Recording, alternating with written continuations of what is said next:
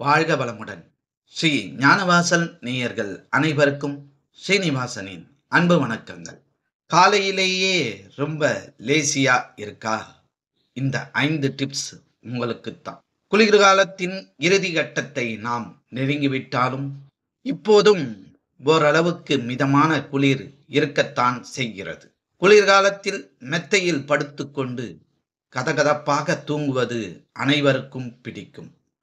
ஆனால் இதற்கு மத்தியில் காலையில் எழுந்து நம்முடைய தினசரி வேலையை தொடங்குவது கடினமான செயல் என்றுதான் சொல்ல வேண்டும். குளிர்காலத்தில் காலையில் சூரிய ஒளி குறைவாக இருக்கும் என்பதால் ஒரு வகையான சோம்பலை அது ஏற்படுத்தும். இதன் காரணமாகவே காலையில் தூக்கத்திலிருந்து விழிக்கவே சோம்பலாக இருக்கும்.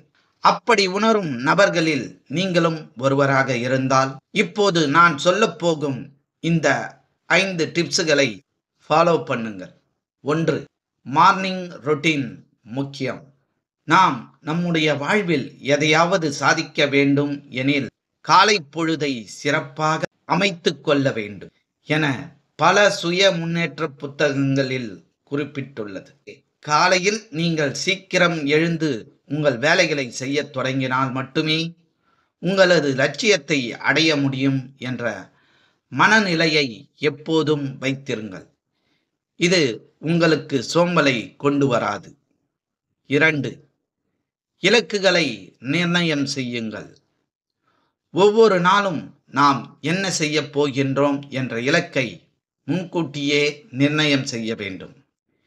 இதை இரவு தூங்கும்போது நிர்ணயித்துவிட்டு தூங்கினால் காலையில் எழுவதற்கு ஒரு உந்துதலாக இருக்கும். இப்படி உங்களுக்கு நீங்களே காலக்கெடுவை விதிக்கும் போது அதை மீறக்கூடாது என்ற மனநிலை உங்களை காலையில் சுறுசுறுப்பாக எந்திரிக்க வைக்கும். 3. தியானம் செய்யுங்கள். ஒவ்வொரு நாளும் நாம் காலையில் தியானம் செய்ய வேண்டியது அவசியம். அப்படி செய்யும்போது உடலும் மனமும் அமைதி அடையும். இதனால் நம்முடைய புத்தி கூர்மை அதிகரித்து அன்றைய பொழுதின் பணிகளை உற்சாகமாக செய்ய உதவும். 4.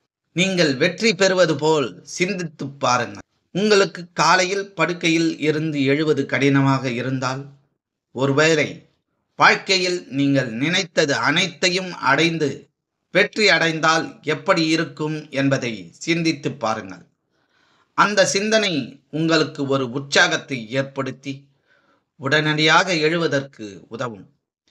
மேலும் உங்களது இலக்கை அடைய தேவையான விஷயங்களை கொஞ்சம் கொஞ்சமாக செய்து கொள்ளுங்கள். இதன் மூலமாக உங்களுக்கு உந்துதல் கிடைக்கும். சோம்பலையும் விரட்டலாம். அன்றைய தினத்தின் முக்கியத்துவத்தை தெரிந்து கொள்ளுங்கள். ஒவ்வொரு நாளும் நமது வாழ்வில் மிக முக்கியமானது. எனவே இன்றைய பொழுதில் நீங்கள் செய்ய வேண்டிய முக்கியமான வேலைகளை பற்றி சிந்தித்தாலே சோம்பேறித்தனம் சுத்தமாக விலகிவிடும். கொஞ்சம் கொஞ்சமாக இந்த சோம்பலை விரட்டுவதற்கு முயற்சிகளை எடுங்கள்.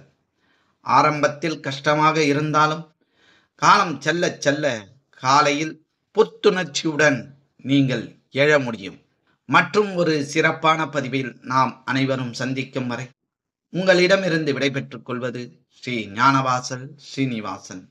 நன்றி, வணக்கம். பதிவு உங்களுக்கு பிடித்திருந்தால் லைக் பண்ணுங்க, ஷேர் பண்ணுங்க. மீண்டும் தொடர்ந்து இது போல பல பதிவுகளை பார்ப்பதற்கு எங்கள் சேனலை சப்ஸ்கிரைப் செய்து பெல் ஐகானை கிளிக் செய்து கொள்ளவும். நன்றி, வணக்கம்.